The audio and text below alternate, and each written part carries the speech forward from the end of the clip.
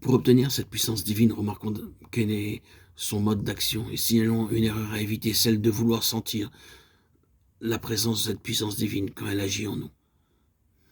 L'Écriture nous parle de force et de faiblesse, nous disant qu'elles marchent ensemble au lieu de se succéder l'une à l'autre. Paul dit « J'ai été moi-même parmi vous dans la faiblesse. Ma prédication a consisté dans une démonstration d'esprit et de puissance. » 1 Corinthiens 2, 3, 4. Lorsque je suis faible, c'est alors que je suis fort. 2 Corinthiens 12, 10. 2 Corinthiens 4, 7, 16, 6, 10, 13, 3, 4. La puissance dont il s'agit ici est celle de Dieu. Et c'est la foi que Dieu l'accorde. Or, la foi se fortifie non en voyant, mais en agissant sans voir.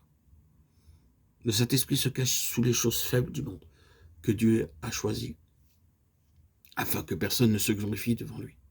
1 Corinthiens 1, 27, 29.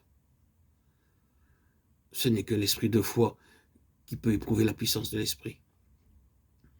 Plus nous sentirons et reconnaîtrons notre faiblesse, ne comptant que sur la puissance de l'esprit toujours prêt à agir selon le besoin, plus aussi nous pourrons être assurés de son intervention puissante.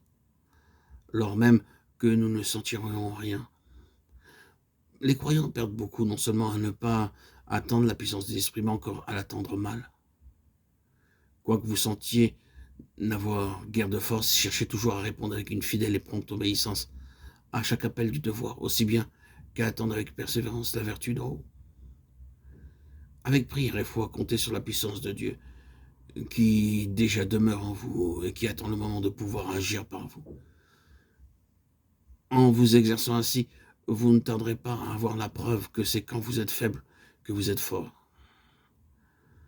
Ne faisons pas d'erreur non plus quant à la condition à laquelle cette puissance de Dieu vient agir en nous. Il faut de toute nécessité renoncer à commander et apprendre à obéir.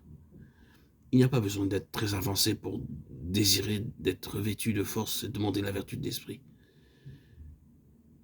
Qui ne serait heureux de posséder plus de force qu'il n'en a? Un grand nombre de croyants demandent donc très sérieusement que la puissance de l'esprit les fortifie par leur travail. Et pourtant, ils ne la reçoivent pas parce qu'ils ne veulent pas se soumettre à la condition qui leur permettrait d'agir en eux. En général, nous voudrions posséder cette puissance divine pour en user à notre gré, tandis que Dieu entend au contraire que ce soit sa puissance qui vienne prendre possession de nous et se servir de nous. Abandonnons-nous à la puissance de l'esprit pour être conduits par lui. Et elle nous sera donnée, elle viendra agir en nous et par nous. C'est à la condition de lui être soumis, de lui obéir sans réserve, que nous pourrons la recevoir. Dieu envoie son esprit à celui qui est obéissant, c'est-à-dire qu'appartient la puissance. 1 Chroniques 29, 11. C'est à lui qu'elle reste à jamais. Si vous voulez qu'elle agisse en vous, prosternez-vous, humiliez-vous avec respect devant le Dieu qui demeure en vous et qui demande de vous humilité et soumission jusque dans les moindres détails.